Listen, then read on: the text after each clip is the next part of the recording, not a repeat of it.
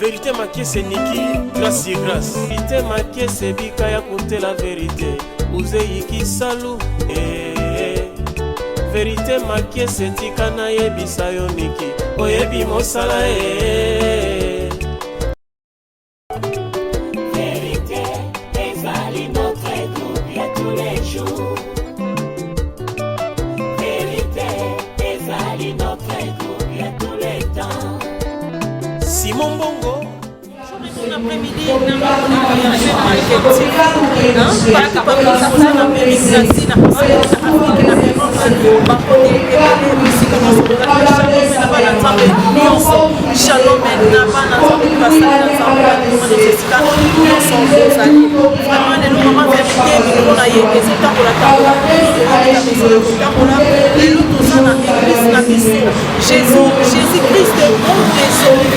Jésus-Christ est mon désolé, et pas les visionnaires, pasteur Moïse Kamanga, vraiment les autres Zawana, na église na biso, on a compté l'ensemble, les autres dimanche, le 26 septembre, basé la journée d'adoration, l'état de lobby, les vrais adorateurs adoreront le Père en esprit et en vérité, car ce sont là les adorateurs que le Père demande.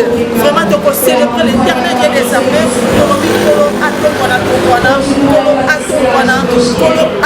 même 1000 fois répété, même 10 000 fois répété, pour élever l'éternel Dieu des armées.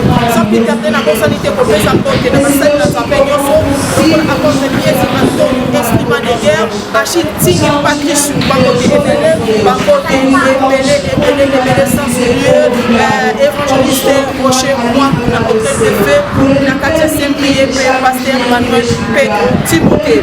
Sans plus tarder, on a vu ce contact-là, vraiment que vous soyez comme ça, dans le pasteur Moïse, Kamanga Ayebi Sabiso, journée à l'élo, et ça, inspiration à soi qui n'est pas une ensemble. La révélation dans tout, au 4 le 26 septembre, il y a l'élo, pour célébrer l'éternel.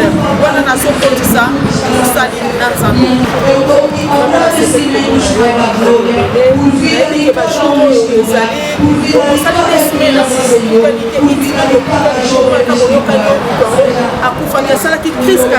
Gloire au Seigneur, nous le bénissons papa, tout le monde a été béni, papa ça va,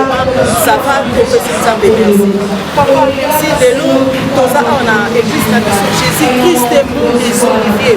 Ici, notre papa, le visionnaire, papa Moïse Kamanga, à son camarade, papa Yanzambe. Papa dimanche le 26 septembre, la Monica équipe qui a fait activité et qui a pour la lélo des années.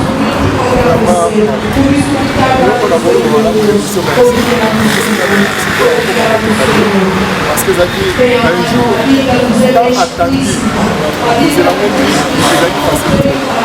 Quand on a fait la tombe, la montre journal et le groupe qui a le dos pour la vie. De l'autre, les journées, la action des classes pour les esprits. Vous voyez que ce journal, il y a beaucoup de choses. Tout pour ça, il faut donc grâce à Dieu.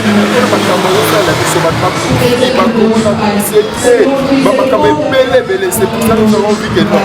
La haute nous sommes ambassades de l'Ibichou. Nous avons le lot qu'on peut s'aider. Tika, nous avons la journée d'action de grâce. Si la louange et l'adoration, cela veut dire que le lot est fatigué. Au lieu de au mélanger et ça caca, pour Koumissa Nzambe, que tout ce qui respire loue l'éternel. C'est ça que notre groupe national est. Vraiment la personne de merci. On a encore Amen. Merci pour la journée de les actes faciles. Les pères en esprit et en vérité, sont là. Les adorateurs que le Père demande, c'est célébrer l'éternel et les appels, pour tout la journée, pour élever les gros, à sauver les gros, papa,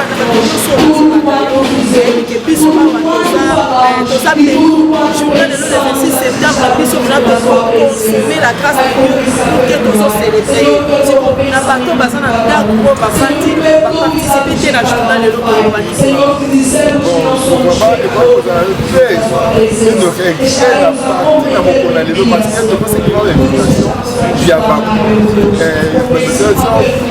Même invitation eza maloba lokola koévangélise koyesa bato eza juna kozanga te eza makambo ya situation mosusu na nini nzambe asunga bango ndenge bisokokusa bango mpe baa na ntango ozokusa yango nzambe elo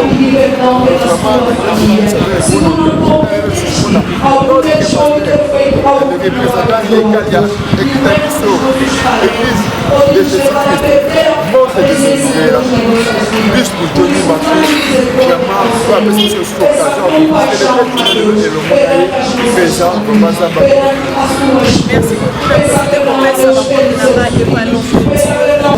vraiment na profiter pour mettre ça va pour na papa Johnny vraiment papa pour que les kozali na yebi ke nzamba ko pesa biso avec ça la biso grâce pour le moko to pousa na suspend na tata bana nzambe ya ko baza ba ko no ba yo ka isi ya papa Johnny merci papa pour faire notre retour de la terminer déjà na yebi déjà dédié parce que Johnny na yebi que ça ko pesa biso c'est là que c'est ça ko balé on va de la